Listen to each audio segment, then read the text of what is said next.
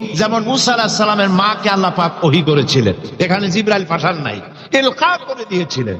মৌমাছিকেও তার মনের মধ্যে গোপন ভাবে সূক্ষ্ম ইঙ্গিত আল্লাহ দিয়েছেন কি, আত্তাখিজি মিনাল জিবালি বুয়ুতা, পাহাড়ে বাসা বানাও, ঘর বানাও পাহাড়ে পর্বতে।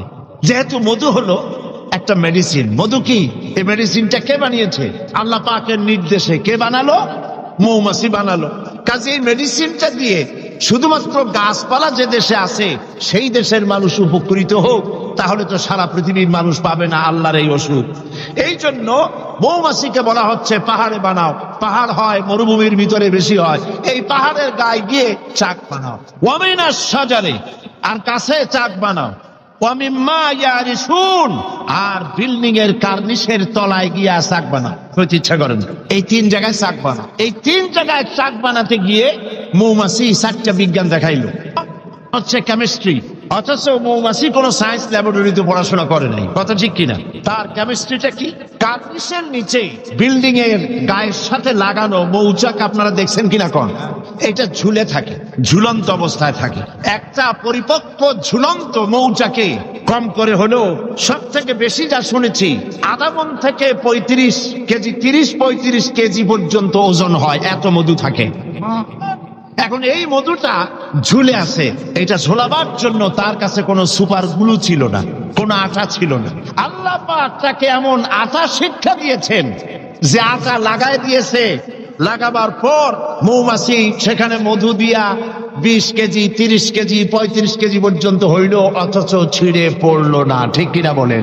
মৌচাক কার্নিশ থেকে ছিঁড়ে পড়ে গেছে এরকম দেখা গেছে নাকি? না।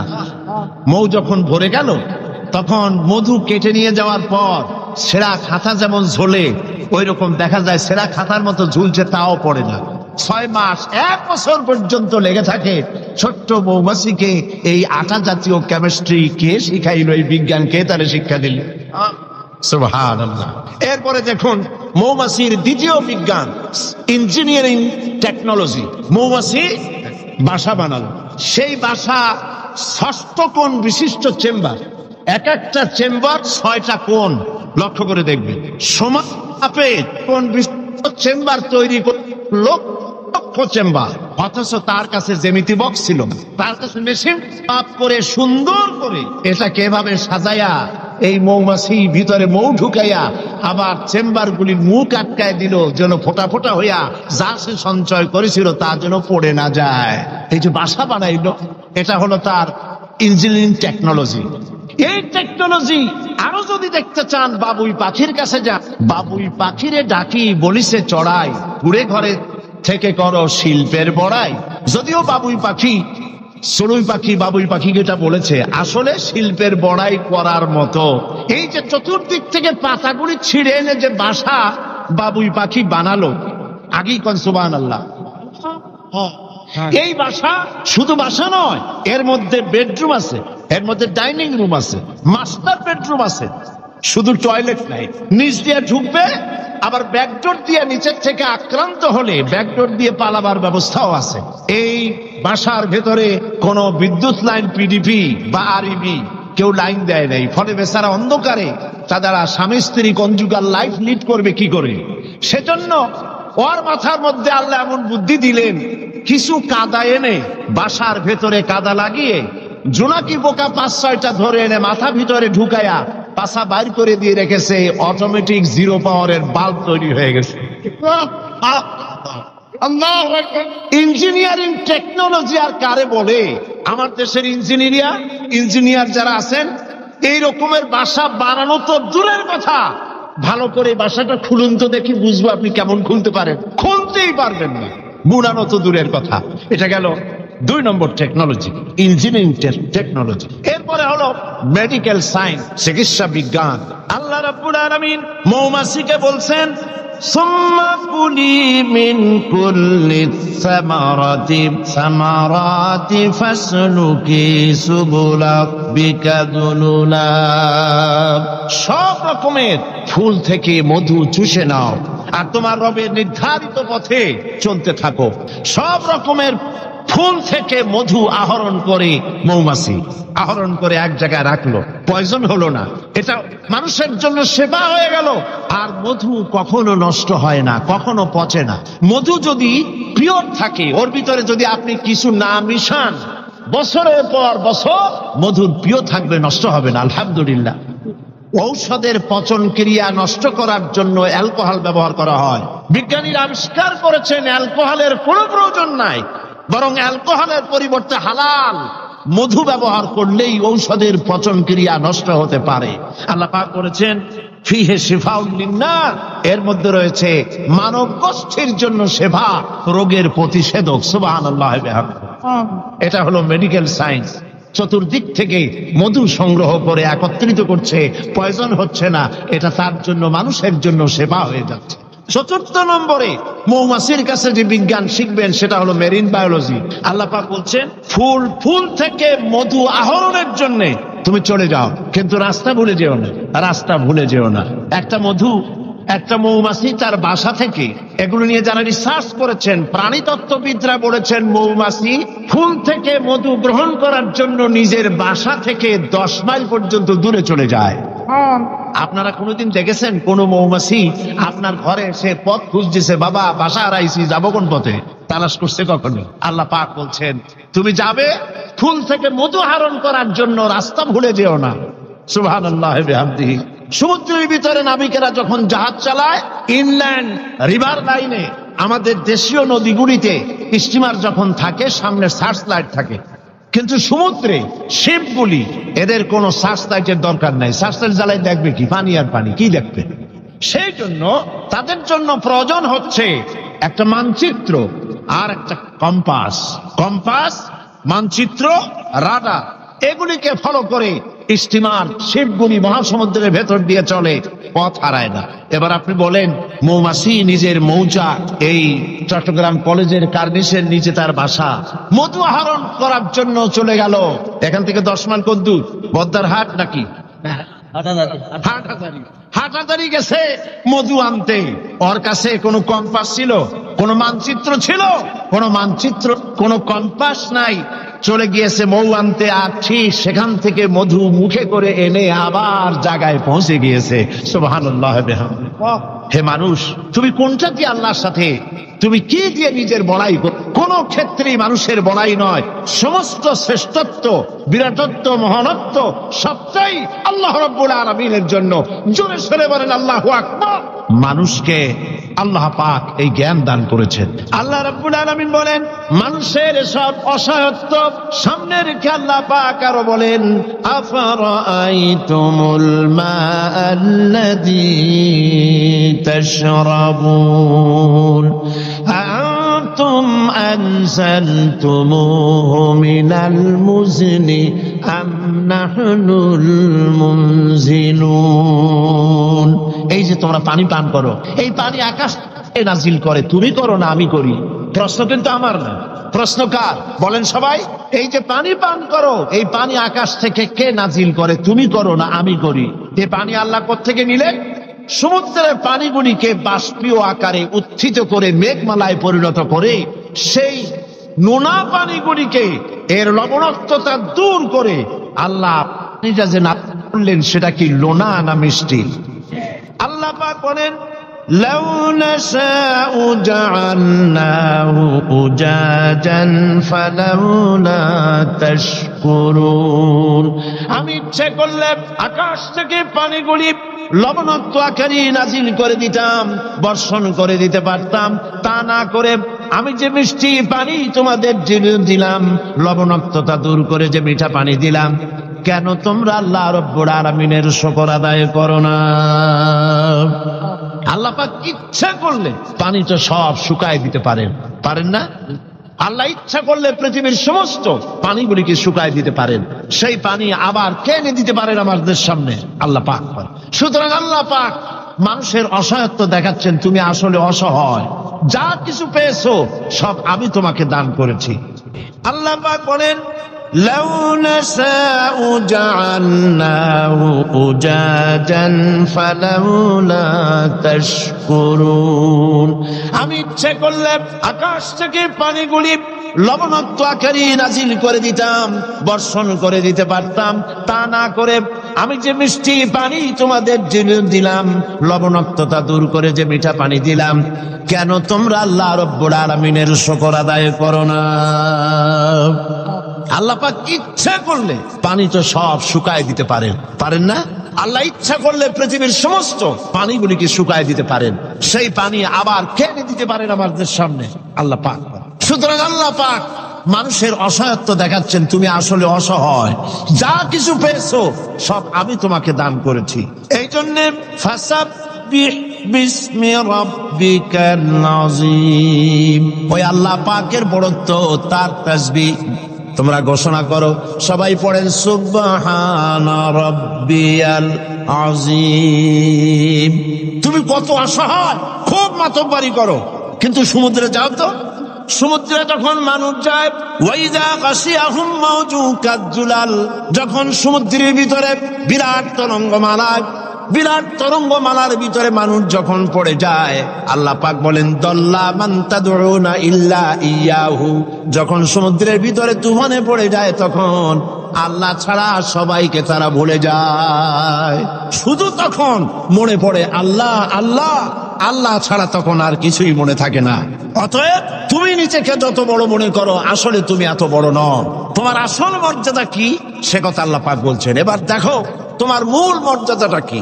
আল্লাহ পাক বলেন পৃথিবীর মানুষের মূল মর্যাদা হলো ওয়ালাকাদ কাররামনা বানি আদম, আদম সন্তানকে আমি সম্মানিত করেছি, তুমি আমার সম্মানিত মেহমান। পৃথিবীর মানুষের আল্লাহ সম্মানিত মেহমান। ওয়া হামালনাহুম ফিল বাররি ওয়াল বাহর, আর আমি তাদেরকে জলে এবং স্থলে সওয়ারির ব্যবস্থা করেছি। ওয়া রাযাকনাহুম মিনাত তাইয়্যিবাত, আর উত্তম হালাল খাদ্য আমি তোমাদেরকে দান করেছি। সুবহানাল্লাহ বিহামদিহি, সম্মানিত মেহমান। সেই জন্য আল্লাহ যত খাবার দিলেন সমস্ত খাবারগুলি ঢেকে ঢুকে সুন্দর করে আমাদের সামনে পরিবেশন করেছেন। সুবহানাল্লাহ বলেন। সম্মানিত মেহমানের সামনে খোলা খাবার নেওয়া ভদ্রতার বাইরে, আমরাও তা করি না, ঢেকে ঢুকে নেই। আর আল্লাহ পাক এই মানুষকে সম্মানিত করেছেন বলে যত খাবার দিলেন সমস্ত খাবারগুলি ঢেকে দিয়েছেন। আম আল্লাহ কভার করেছেন, কাঁঠালকে কভার করেছেন, কলাকে কভার করেছেন, বেলকে কভার করেছেন। যত খাবার দিলেন সমস্ত খাবারগুলিকে রব্বুল আলামিন কভার করে সম্মান করে সুন্দর করে ঢেকে ঢুকে মানুষের সামনে পেশ করলেন। তোমার মর্যাদা, মানুষের আসল মর্যাদা হলো, মানুষের আসল মর্যাদা আল্লাহ পাক দিয়েছেন, তোমাকে আমি সম্মানিত জাত হিসেবে পৃথিবীতে তৈরি করেছি, এটাই হলো তোমার মূল সম্মান। এখন আল্লাহ পাক মানুষকে যে মর্যাদা দান করেছেন সে মর্যাদা বুঝতে না পেরে তারা এক আল্লাহকে বাদ দিয়ে আরো অনেক খোদা তারা বানিয়ে নেয়। যারা ইসলামী সংস্কৃতিতে বিশ্বাসী নয়, ধর্মনিরপেক্ষ মতবাদে যারা বিশ্বাসী, তাদের খোদা হয় পৃথিবীতে চারটা। তারা চার ইলাহে বিশ্বাস করে। সবাই বলেন নাউজুবিল্লাহ। এই ধর্মনিরপেক্ষ মতবাদ কি এবং সংস্কৃতি মূল আমাদের কোনটি, এ বিষয়ে আমি আজকে কথা বলবো ইনশাআল্লাহ। ধর্মনিরপেক্ষতায় যারা বিশ্বাস করে তাদের ইলাহ হয় চারটা: স্বদেশ, স্বজাতি, নিজস্ব জ্ঞান আর প্রবৃত্তির অনুসরণ। দেশকে তারা নিজেদের মায়ের মতো মনে করে, দেশ মাতৃকা বলে। আমরা দেশকে মা বলি না, মাতৃভূমি বলি, জন্মভূমি বলি, কিন্তু একথা আমরা বলি না ও মা তোমার তরে ঠেকাই মাথা। এই কথা কি আমরা বলি? এটা আমাদের কথা নয়। সুতরাং তারা দেশের জন্য তো জীবন দিতে পারে, কিন্তু আল্লাহর জন্য তারা কিছুই করতে পারে না। দেশ প্রেম তো নিশ্চয়ই ভালো, কিন্তু দেশকে পূজা করা নিশ্চয়ই ভালো নয়। আল্লামা ইকবাল বলেছেন, ইনতাজা খুদাও মে সবসে বড়া वो वतन है, इन्ताजा खुदाओं में सबसे बड़ा वो वतन है, जो इसका फिर पिरहन है वो मजहब का काफन है। এই চার খোদার মধ্যে তাদের বড় খোদা হলো, তাজা খোদা হলো নিজেদের স্বদেশ। স্বদেশের জন্য সবই করতে পারে, কিন্তু এই দেশটি যিনি দিলেন তার জন্য একটা সেজদা দিতেও রাজি নয়। তারা দিন থেকে মজহাবকে, রাজনীতি থেকে মজহাবকে, দিনকে, ইসলামকে আলাদা ভাগ করে ফেলেছিলেন। বিশ্বকবি এর জন্য বলেছেন, কওম মজহব সে হ্যায় মজহব জো নহি তুম ভি নহি, কওম মজহব সে হ্যায় मजहब जो नहीं तुम भी नहीं, जज्बे बाहम जो नहीं महफिल अंजुम भी नहीं। ধর্মেতে হয় জাতির গঠন, ধর্ম নাই তো তুমিও নাই, নাই তো যদি মাধ্যাকর্ষণ গ্রহ সূর্য ভূমিও নাই। ধর্ম দিয়ে একটি জাতির গঠন হয়, একটি জাতির গঠন হবে ধর্ম দিয়ে। যদি জাতি থেকে ধর্মকে বিচ্ছিন্ন করা হয় সেটা ঠিক সেইভাবে টিকতে পারে না। যেমন ল অফ গ্রাভিটেশন, মাধ্যাকর্ষণ শক্তি আছে বলেই চন্দ্র সূর্য গ্রহ নক্ষত্র সৌররাজি সব একটার সাথে আরেকটা আকর্ষিত হয়ে আছে। মাধ্যাকর্ষণ শক্তি না থাকলে সব যেমন ধ্বংস হয়ে যায়, যদি না মাযহাব যদি না থাকে তাহলে সেখানে মানুষও বাঁচতে পারে না, তাদের ইজ্জত নিয়ে তাদের সম্মান নিয়ে টিকতে পারে না। এই জন্য মানুষের মূল পজিশন সম্পর্কে আল্লাহ পাক বলছেন, দেখো তোমার পজিশনটা কি। তোমার পজিশন হলো, প্রথম মানুষের ব্যাপারে আল্লাহ তার পজিশন বলে দিয়েছেন, ওয়া ইয ক্বালা রাব্বুকা লিল মালাইকাতি ইন্নী জাইলুন ফিল আরদি খলিফা। আমি খলিফা প্রেরণ করব, আমি প্রতিনিধি পাঠাবো। খলিফা বলতে আমাদের দেশে অনেক ক্ষেত্রে খলিফা মনে করে দর্জিকে, যারা জামা সেলাই করে। কোত্থেকে এই অর্থ আসলো আমি জানি না। তা আল্লাহ পাক কি দুনিয়ায় খলিফা দর্জি পাঠাবেন এই কথা কি বলেছেন নাকি? খলিফা হচ্ছে প্রতিনিধি রিপ্রেজেন্টেটিভ, প্রতিনিধি। তিনি প্রতিনিধিত্ব করবেন, মালিকানার দাবি করবেন না। পৃথিবীতে সমস্ত মানুষগুলিকে আল্লাহ পাক প্রতিনিধি হিসাবে পাঠিয়েছেন, কিন্তু প্রতিনিধি হয়ে যদি মালিকানার দাবি করে বসে এবং আইন নিজের ইচ্ছে মতো চালাতে চেষ্টা করে, তখনই আল্লাহ রাব্বুল আলামিন নারাজ হয়ে যান। আল্লাহ পাক করেছেন, ইনিল হুকমু ইল্লা লিল্লাহ। আইন চলবে কার? আলা লাহুল খালকু ওয়াল আমর। সৃষ্টি যার, আইন চলবে সেই আল্লাহ রাব্বুল আলামিনের। আল্লাহর আইন চলবে পৃথিবীতে, কারো পিতার আইন চলবে না, কারো নিজের আইন চলবে না, কারো বানানো আইন চলবে না। আইন চলবে কার? বলেন, এই পৃথিবী কার? এই মানুষগুলি কার? আকাশ কার? জমিন কার? আইন চলবে কার? একমাত্র আল্লাহ পাকের আইন দিয়েই পৃথিবীতে শান্তি প্রতিষ্ঠা হতে পারে। আর সেই আল্লাহর আইনকে ইমপ্লিমেন্ট করার জন্য, ওইটাকে চালু করার জন্য আল্লাহ পাক মানুষকে খলিফা বানিয়েছেন। তুমি আমার প্রতিনিধি, আমার আইনকে কার্যকরী করার জন্য পৃথিবীতে তোমাকে পাঠানো হলো। এই দায়িত্ব পালন করবে পৃথিবীর মানুষেরা, তারা আল্লাহ পাকের এই আইন চালু করবে। আর এই পৃথিবীতে আল্লাহর আইন দিয়েই মানুষ পরিচালিত হতে পারবে শান্তিপূর্ণভাবে। মানুষের তৈরি করা আইন দিয়ে শান্তি পাবে না, মানুষ ইনসাফ করতে পারবে না। কারণ হচ্ছে আল্লাহর আইন আর মানুষের আইনের মধ্যে পার্থক্য দেখুন।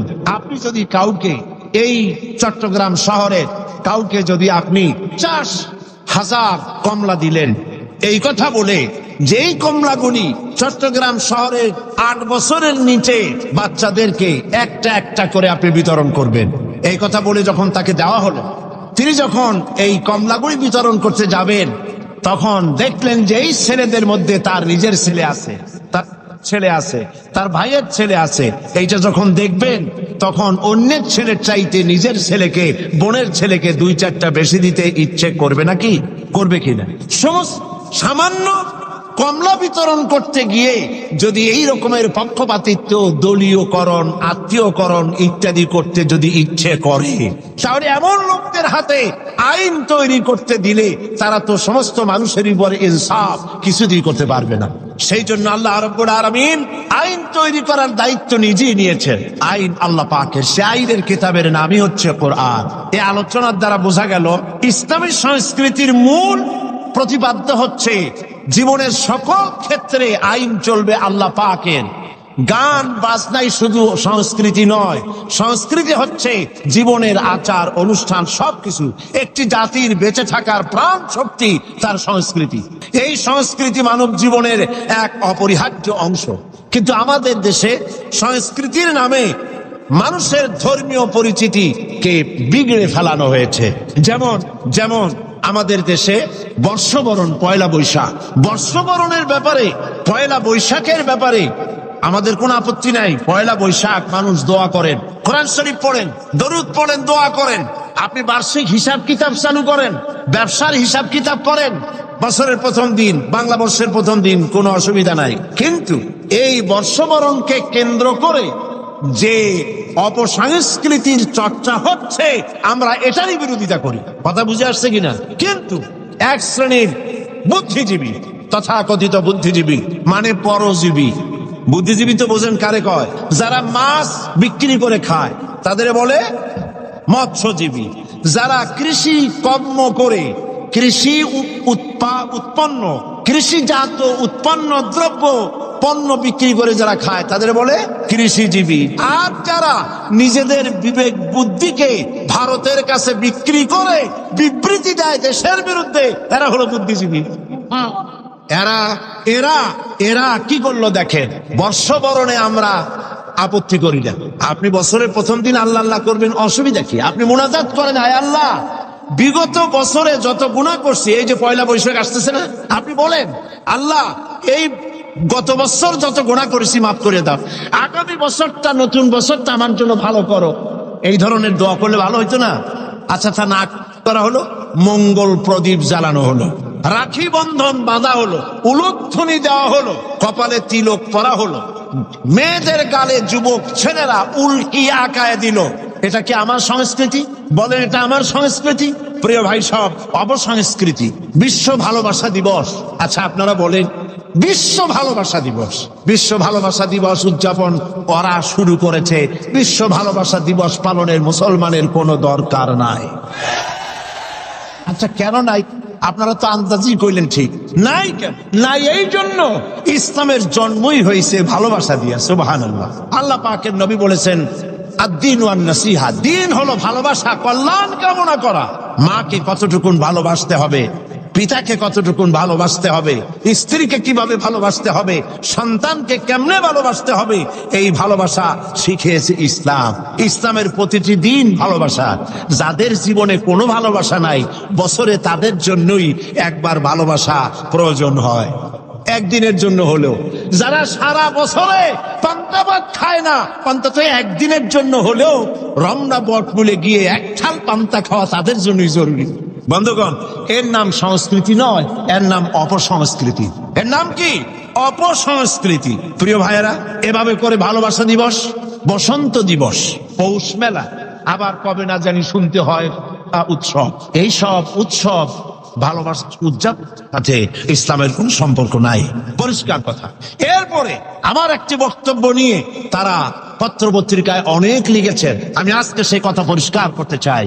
এটিও একটি অপসংস্কৃতি। আমি বলেছি, অমুসলিমদের জন্য তাদের উপাসনালয় একটার জায়গায় 50টা মূর্তি বানালেও ইসলামের কোনো বক্তব্য নাই। তারা তাদের পূজা করবে, আপত্তি নেই। কিন্তু এই দেশে তো আমরা মুসলমান বাস করি। আমরা কারা? এদেশের বৃহত্তর জনগোষ্ঠী মুসলমান। আমাদের ট্যাক্স, আমাদের রেভিনিউ নিয়ে, আমাদের কর নিয়ে মুসলিম সরকার রাস্তায় রাস্তায়, পথে ঘাটে মূর্তি নির্মাণ করবে, এটা তো হতে পারে না। আবার শুনুন, ভাস্কর্যের নামে যা খুশি বানান, মূর্তি বানাবেন না। কোরআন হারাম করেছে, রাসূলুল্লাহ হারাম করেছেন। আপনি যদি মুসলমান হন, আমার কথার সাথে একমত হতে হবে। দুনিয়ার সমস্ত আলেম একমত, মুসলমানেরা মূর্তি বানাইতে পারবে না, হারাম, হারাম। ভাস্কর্যের নামে যা খুশি বানান, মূর্তি বানাবেন না। নবীকে জিজ্ঞেস করা হয়েছে, লিমা বুইস্তা, কেন পৃথিবীতে আপনাকে পাঠানো হয়েছে? এর জবাবে হুজুর বলেছেন, বুইস্তু লিকাসরিল আসনাম, প্রেরিত হয়েছি পৃথিবীতে মূর্তি ধ্বংস করার জন্য। এ কথা কার? আল্লাহ পাকের। সুতরাং আপনারা পত্র পত্রিকা যারা লেখেন, ফিচার লেখেন, কলাম লেখেন, নিজেদের রক্ত সম্পর্কে চিন্তা করেন। নিশ্চয়ই একজন মুসলমান পিতা আপনাকে জন্ম দিয়েছেন, নিশ্চয়ই আপনি একজন মুসলমান মায়ের গর্ভে ছিলেন। আপনি ইসলামকে শ্রদ্ধা করতে শিখুন, কোরআন এবং হাদিসের মতকে সম্মান করতে শিখুন, এটাই হলো মূল কথা। সুতরাং ইসলাম সংস্কৃতির নামে অপসংস্কৃতিকে ঘৃণা করে বন্ধ করতে চায়। ইসলামী সংস্কৃতি উদ্দেশ্য তানসেন বানানো নয়, ইসলামী সংস্কৃতির উদ্দেশ্য চার্লি চ্যাপলিন বানানো নয়, ইসলামী সংস্কৃতির উদ্দেশ্য মাইকেল জ্যাকসন বানানো নয়। ইসলামী সংস্কৃতির উদ্দেশ্য হচ্ছে আবু বকর, ওমর, ওসমান, আলী, হুসাইন ইবনে আলী, ফাতেমা, রাবেয়া বসরি, এইসব মানুষ তৈরি করাই হচ্ছে ইসলামী সংস্কৃতির মূল লক্ষ্য। কিন্তু এই পথ চূড়ান্ত বাধা হচ্ছে ধর্মনিরপেক্ষ মতবাদ। মতবাদগুলোর মধ্যে ধর্মনিরপেক্ষ মতবাদ হচ্ছে ইসলামের বিরুদ্ধে পরিচালিত এক নিকৃষ্ট মতবাদ। ধর্মনিরপেক্ষ মতবাদ এর ইংরেজি হচ্ছে সেকুলারিজম, আর সেকুলারিজমের অর্থই হলো ধর্মহীনতা। আমি পার্লামেন্টে ধর্মনিরপেক্ষতার উপরে বক্তব্য রেখেছিলাম, যারা আপনারা শুনেছেন। ডিকশনারিতে এর অর্থ কি এবং এর ক্ষতিকর দিকগুলি কি, কোরআন হাদিস ধর্মনিরপেক্ষ মতবাদ সম্পর্কে কি বলে, আমি সেগুলিকে পরিষ্কার করে তুলে ধরেছি পার্লামেন্টে। ধর্মনিরপেক্ষ মতবাদ এটি বিগত 250 বছর আগে একটি প্রতিষ্ঠিত আদর্শ হিসাবে দুনিয়ায় পরিচিতি লাভ করেছে। মুসলিম দেশগুলির মধ্যে সর্বপ্রথম কামাল পাশা তুরস্কে এটাকে আমদানি করে এবং এই মতবাদ দিয়ে আরবি ভাষা সে তার দেশে হারাম করে দিয়েছিল। কামাল পাশা আরবি ভাষা নিষিদ্ধ করেছে, হেজাব নিষিদ্ধ করেছে, মসজিদের আযান নিষিদ্ধ করে দিয়েছিল। এই ধর্মনিরপেক্ষ মতবাদ 1972 সনে আমাদের দেশের সংবিধানে তদানীন্তন সরকার 1972 সনে সর্বপ্রথম ধর্মনিরপেক্ষ মতবাদকে সংযোজন করেছিলেন। আমার দেশের বৃহত্তর জনগোষ্ঠী মুসলমান, এই এত মুসলমানের দেশে যে সংবিধানটা তৈরি হলো তার শিরোনামে বিসমিল্লাহ ছিল না। তারা একটা দলিলও পেশ করে, এই যে মৌলানা মৌলবীরা খালি ধর্মনিরপেক্ষ মতবাদের বিরুদ্ধে কথা কয়, তারা কি জানে না যে বুখারী শরীফে আছে লাকুম দিন দিন। এরা মনে করে, তখন অনুসারীরা মনে করে মাশাআল্লাহ এইটা আমাদের নেতা নেত্রীরা ভালোই তো কোরআন জানে, কিন্তু হাইকোর্ট দেখাইছে তা ঠিক পায় নাই। লাকুম দিনুকুম ওয়ালিয়া দিন, এইটা কি? এইটা কার কথা? এটা কি বুখারীর কথা? আল্লাহর কথা। এই কথা কোন সূরার মধ্যে আছে? সূরা কাফিরুন। এর প্রেক্ষাপট কি? এই সূরার প্রেক্ষাপট হচ্ছে কাফেরেরা বলছিল মুহাম্মদ সাল্লাল্লাহু আলাইহি ওয়াসাল্লাম আসো আর ঝগড়াঝাটি মারামারি এইসবের মধ্যে না যাইয়া ধর্মের ব্যাপারে আমরা একটা সমঝোতায় আসি। কি সমঝোতা? কিছুদিন আমরা তোমাদের মসজিদে গিয়া তোমার আল্লাহরে কয়েকটা সেজদা দেব, আর তোমরা কয়েকদিন আমাদের মূর্তিগুলার সামনে একটু প্রণাম জানাবা। ধর্মকে আমরা এইভাবে 50-50 করে দিই। আল্লাহ রাব্বুল আলামিন কাফেরদের এই প্রস্তাবকে সামনে রেখে আল্লাহ আলামিন এই সূরা নাজিল করলেন, কুল ইয়া আইয়ুহাল কাফিরুন লা আ'বুদু মা তা'বুদুন।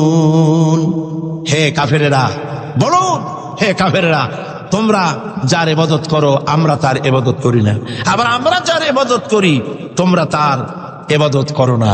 সুতরাং লাকুম দীনুকুম ওয়ালিয়া দীন, তোমাদের জন্য তোমাদের ধর্ম আর আমাদের জন্য আমার ধর্ম। তার মানে এখানে তো নিরপেক্ষতার কথা বলা হলো না, এখানে তো পক্ষের কথা। তোমরা ধর্মের থাকো, আমরা আমাদের ধর্মের পক্ষে থাকি। এবার এই ধর্মনিরপেক্ষ মতবাদের উপরে চূড়ান্ত কথা শুনুন আল্লাহর কাছে। কার কাছে? ধর্মকে, জীবনকে দুই ভাগ করার কোনো উপায় নাই, কোনো উপায় নাই। কোরআনে কারীমে আল্লাহ পাক বলেন, আফাতুমিনুনা বিবাদিল কিতাবি ওয়া তাকফুরুনা বিবাদ। তোমরা কোরআনের কিছু কথাকে করবে স্বীকার আর কিছুকে করবে অস্বীকার। ফামা জাযাউ মান ইয়াফআলু যালিকা মিনকুম ইল্লা খিজয়ুন ফিল হায়াতিদ দুনিয়া। তোমরা জেনে রেখো, যদি তোমরা কিছু কথাকে মানো আর কিছুকে অস্বীকার করো, এ কাজ যারাই করবে পৃথিবীর জীবনে তোমাদেরকে লাঞ্ছনা দেব এবং কিয়ামতের দিন চূড়ান্ত শাস্তি তোমাদেরকে দেওয়া হবে। ধর্মনিরপেক্ষ মতবাদের মূল কথাই হলো নামাজ, রোজা, হজ, যাকাত করব আমরা আমাদের ইচ্ছে মতো, আর রাজনীতি, ধর্ম আমার ব্যক্তিগত ব্যাপার, রাজনীতি, অর্থনীতি, সমাজনীতি, নির্বাচন ইত্যাদি যা কিছু সব করবো আমরা আমার ইচ্ছে মতো, আর ধর্ম আমার ব্যক্তিগত ব্যাপার। এই রকমের জীবনকে দ্বিধা বিভক্ত করার কোনো গুঞ্জাইশ, কোনো সুযোগ কোনো মুসলমানকে দেওয়া হয় নাই। আপনারাই চিন্তা করেন, ওরা ধর্মনিরপেক্ষ মতবাদের লোকেরা, ওরা আল্লাহ এবং রসুলের উপরে 144 ধারা জারি করছে। তারা বলেছে আল্লাহ রসুল মাদ্রাসায় মসজিদে ডাকো, আমার পার্লামেন্টে আসতে পারবে না, আমার সেক্রেটারিয়েটে আসতে পারবে না, আমার ক্যান্টনমেন্টে বঙ্গভবনে যাইতে পারবে না, আমার নির্বাচনে আসতে পারবে না। আমার প্রশ্ন, যে আল্লাহর দরকার নাই শিক্ষাঙ্গনে, যে আল্লাহর দরকার নাই পার্লামেন্টে, যে আল্লাহর দরকার নাই ইলেকশনে, যে আল্লাহর দরকার নাই সেক্রেটারিয়েটে, যে আল্লাহর দরকার নাই কলেজ ভার্সিটিতে, যে আল্লাহর দরকার নাই কলকারখানায়, অবশেষে এই আল্লাহর দরকারটা কি? নাউযুবিল্লাহি মিন যালিক। মুসলমান সকলের চিন্তা খুলুক, বলেন আমিন। সকলের মন মানসিকতা উন্মুক্ত হোক, বলুন আমিন। মুসলমান তার জীবনকে দুই ভাগ করতে পারবে না, কখনোই না। যার কথা মতো মাগরিবের নামাজ পড়েছি, যার কথা মতো ইশার নামাজ পড়বো, তার কথা মতো রাষ্ট্র পরিচালনা করব, যার কথা মতো যাকাত দেই তার কথা মতোই আমি ব্যাংক পরিচালনা করব, যার কথা মতো হজ করি, যার কথা মতো নামাজ পড়ি, তার হুকুম মতো, তার আইন মতো ব্যক্তি, পরিবার, সমাজ ও রাষ্ট্রকে যদি পরিচালনা করতে পারি, এর নাম হলো ইসলামের মধ্যে পরিপূর্ণ দাখিল হয়ে যাওয়া। ইয়া আইয়ুহাল্লাযীনা আমানু দুখুলু ফিস-সিলমি কাফা ওয়া লা তাত্তাবিউ খুতুওয়াতিশ শাইতান ইন্নাহু লাকুম আদুউম মুবিন। হে বিশ্বাসীরা, তোমরা যারা ঈমান এনেছো শোনো, ইসলামের মধ্যে পরিপূর্ণরূপে প্রবেশ করো। আমরা পরিপূর্ণ প্রবেশ করতে পারছি? আমি অনেক সময় দৃষ্টান্তটা এভাবে দেই, একটা কোট, একটা শেরওয়ানি, একটা হাতের মধ্যে হাত ঢুকাইয়া বাকিটা পিঠের উপরে যদি ফালায় রাখে কেউ, কোটটা গায়ে দিছে, এ কথা কেউ বলবে? বলেন বলবে? মসজিদের বাইরে দাঁড়াইয়া জানলা দিয়া কল্লাটা ঢুকাই দিল, বডিটা বাইরে, কেউ কি বলবে যে মসজিদের মধ্যে ঢুকছে? একটা পায়জামা বা প্যান্ট বা ট্রাউজার, এর একটার মধ্যে ঠ্যাং একটা ঢুকাইয়া বাকিটা রাস্তায় টানতে টানতে আনতেছে, কেউ কি বলবে যে প্যান্ট পরছে? বলবে না। অনুরূপ ভাবে নামাজ পড়েন, রোজা রাখেন, কিন্তু ব্যাংকের সাথে সুদি লেনদেন করেন। নামাজ পড়েন, রোজা রাখেন, কিন্তু ব্যবসায় ওজনে কম দেন, খাদ্যে ভেজাল দেন। নামাজ পড়েন, রোজা করেন, গভর্নমেন্টকে ইনকাম ট্যাক্স ফাঁকি দেন। নামাজ পড়েন, রোজা রাখেন, হজ করেন, যাকাত দেন, বউকে পর্দায় রাখেন না। নামাজ রোজা করেন, আবার আর একদিকে মদ, জুয়া ইত্যাদি সাথে নিত্য সঙ্গী। এই যদি হয় অবস্থা, ইসলামের মধ্যে পরিপূর্ণ দাখিল হওয়া হয় নাই বলেই আল্লাহ পাক বলেছেন, কালেমা যখন পড়েছ পরিপূর্ণরূপে ইসলামের মধ্যে দাখিল হয়ে যাও। আল্লাহ পাক আমাদেরকে ইসলামের মধ্যে পরিপূর্ণ দাখিল হওয়ার তৌফিক দান করুন বলি আমি। এখন মোনাজাত হবে, মোনাজাতের জন্য দাঁড়ানো ভাইরা সব বসে। আল্লাহুম্মা আমিন। রব্বানা যালামনা আনফুসানা ওয়া ইন লাম তাগফির লানা ওয়া তারহামনা লানাকুনান্না মিনাল খাসিরিন। আয় আল্লাহ তাআলা, লাখ লাখো মুসলমান নরনারী দীর্ঘক্ষণ ধরে আমরা তোমার দ্বীনের কথা, কোরআনের কথা শুনেছি। আল্লাহ তাআলা মেহেরবানি করে সওয়াবটুকুন জনাবে মুহাম্মদুর রাসূলুল্লাহ সাল্লাল্লাহু আলাইহি ওয়াসাল্লামের রূহ মুবারকে পৌঁছায় দাও। আমাদের মধ্য থেকে যাদের মা বাপ দুনিয়া থেকে বিদায় হয়ে গেছে, আল্লাহ দয়া করে কবরগুলিকে জান্নাতের টুকরায় পরিণত করে দাও। আমাদের বন্ধু বান্ধব, আত্মীয় স্বজন যার যা মারা গেছে, প্রত্যেকের রুহের পরে সওয়াব পৌঁছায় দাও। রব্বুল আলামিন, সারা জীবন যত গুনাহ করেছি, আমাদের জিন্দেগীর সকল গুনাহ খাতা মাফ করে দাও। রব্বুল আলামিন, আমাদের প্রিয় জন্মভূমি বাংলাদেশ, এই জমিন আমাদের জন্য তোমার দেওয়া বিশেষ নিয়ামত। আয় আল্লাহ, এই দেশের হেফাজত, এদেশের স্বাধীনতা, সার্বভৌমত্ব কিয়ামত পর্যন্ত তুমি অক্ষুণ্ণ রাখো। সন্ত্রাস মুক্ত, দুর্নীতি মুক্ত একটি দেশ আমাদেরকে উপহার দাও। এমন পরিবেশ তুমি তৈরি করে দাও যাতে করে তোমার কোরআন সুন্নাহ এদেশে পরিচালিত হতে পারে। রব্বুল আলামিন, মা বোনেরা প্রতিদিন কষ্ট করে আসেন, আল্লাহ মা বোনদের জিন্দেগির গুনাহ খাতা মাফ করে দাও। রব্বুল আলামিন, আয় আল্লাহ, तमाम পৃথিবীতে মুসলমানেরা যত দেশে বিপদে মুসিবতে আছে, প্যালেস্টাইনের মুসলমান, কাশ্মীরের মুসলমান, আয় আল্লাহ, সোমালিয়া সুদানের মুসলমান, ইরিত্রিয়ার মুসলমান, আলজেরিয়া, চেচনিয়া, বসনিয়ার মুসলমান, বার্মার মুসলমান যত জায়গায় বিপদে আছে আল্লাহ তুমি তাদের সাহায্যকারী হামি ও নাসির হয়ে যাও। আয় আল্লাহ, আমাদের অপরাধের কারণে, আমাদের গুনার কারণে আমাদের উপরে তুমি নারাজ হয়েছো আল্লাহ, তুমি দয়া করে আমাদেরকে ক্ষমা করে দাও রব্বুল আলামিন। মুসলমানদের উপরে तमाम পৃথিবীর চতুর্দিক থেকে বিপদ ঘনায় আসতেছে আল্লাহ, আমরা তোমার কাছে চাই সিত্রুল আরশে মাসবুলুন আলাইনা ওয়া আইনুল্লাহি নাজিরাতুন ইলাইনা বিহাউলিল্লাহি লা ইয়াকদিরু আলাইনা। আল্লাহুম্মা ইয়া মুনজিলাল কিতাব ওয়া মুজরিয়াস সাহাব ওয়া সারিয়াল হিসাব হাজিমিল আহজাব আহুম্মা হজিমহুম ওয়া জালজিলহুম ওয়ানসুরনা আলাইহিম। হে আল্লাহ তাআলা, তুমি মুসলমানদেরকে সাহায্য করো। আল্লাহুম্মা জিদনা ওয়া লা তানকুসনা ওয়া আকরিমনা ওয়া লা তুহিন্না ওয়া আকরিমনা ওয়া লা তুহিন্না ওয়া আকরিমনা ওয়া লা তুহিন্না ওয়া আতিনা ওয়া লা তাহরিমনা وآثرنا ولا تؤثر علينا وأرضنا وارض عنا يا كريم يا رب العالمين. اللهم أعز الإسلام والمسلمين، اللهم اهلك الكفرة والمبتدعة واليهود والهنود والنصارى والمشركين، اللهم شتت شملهم، اللهم مزق جماعهم، اللهم دمر ديارهم، اللهم انصر من نصر دين محمد واخذل من خذل المسلمين. آمين. ربنا تقبل منا إنك أنت السميع العليم وتب علينا إنك أنت التواب الرحيم. سبحان ربك رب العزة عما يصفون وسلام على المرسلين والحمد لله رب العالمين. واجعل آخر كلمتنا عند الموت لا إله إلا الله محمد رسول الله. السلام عليكم.